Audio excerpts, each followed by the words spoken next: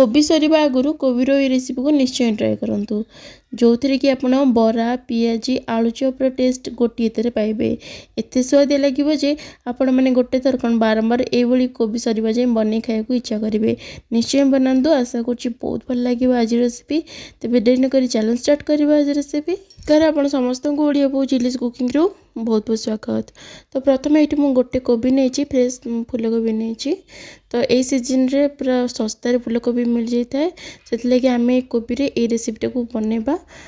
तो ये कोबीर नाड़टा को फास्ट ए छड़े नवा देखो कोबीर से चोपा जो नाड़ गुड़ा काढ़ी सारापर एवं आम यहाँ छुरी साहाय्य छोट छोट पीस करके काटी नवा। आपण मैंने चाहिए पनिकी यहाँ काटिपारे। तो ये आम सब कोबी ऐड करवानी अधा कोबी ये ऐड करवा। तो से अधा कोबी को एमती काटी नेली। एवं आम गोटे जगार पानी नवा आ कोबी को फास्ट आम भलक धोई नवा। देखो कोबी धोई नहीं या सागर मुझे गोटे आलू को नहीं छोट आलूटे चोप छड़े नहीं यहाँ ऑप्शनल अच्छी किंतु ऐड कले यार टेस्ट बहुत बढ़िया रहिबो।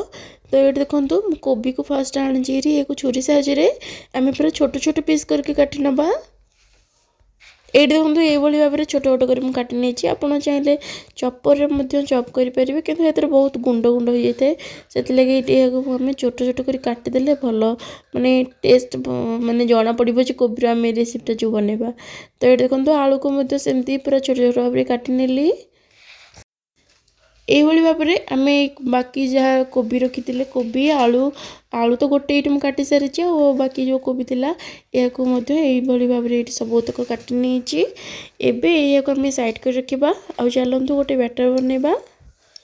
तो ये देखो गोटे मिक्सिंग बाउल नहीं आम ऐड करवा बेसन। तो ये मो पाखापाखि तरतरे बनाऊला मेजरिंग कर माने मापी किसी पकईनी तथापि यहाँ गोटे माने 250 ग्राम 300 ग्राम बेसन थिला और ये कॉर्नफ्लोर ऐड कर देती अधा किना।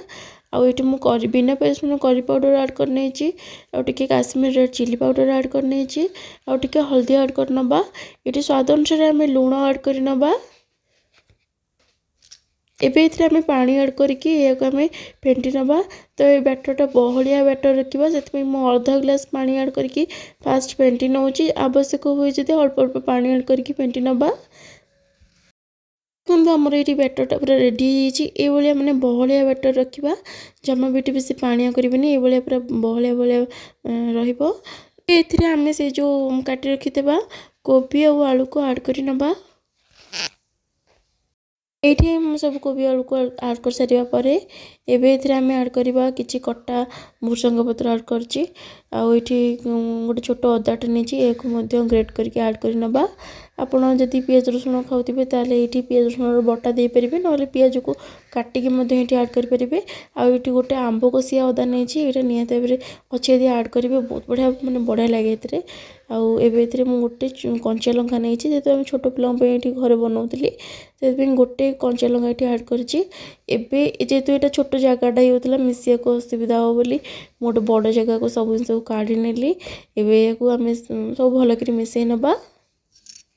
तो आज ये रेसिपीटा आपको जब टी भल लगे प्लीज टी लाइक करने आपण फ्रेंड और रिलेटिव को शेयर करने। आदि चैनल नुआ अपन सब्सक्राइब करना प्लीज टी करनी। ये देखो भल कि मिसी सारे देखो गैस ऑन कर गोटे तेल कड़ीटा बसई तेल ये बढ़िया से गरम हो गला।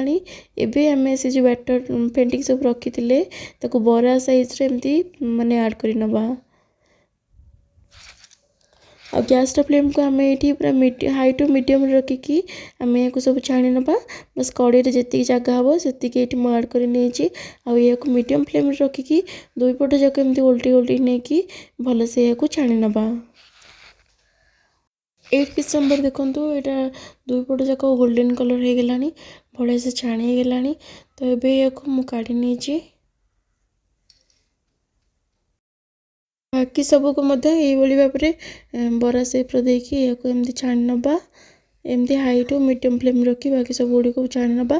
जमा भी हाई फ्लेम कर छाणबे ना उपरटा पड़ो भितरटा कंचालिया रही मीडियम फ्लेम रखिकी दुई पट जाक एमती उल्टी उल्टी गोल्डन कलर हवा जाए छाणी नवा।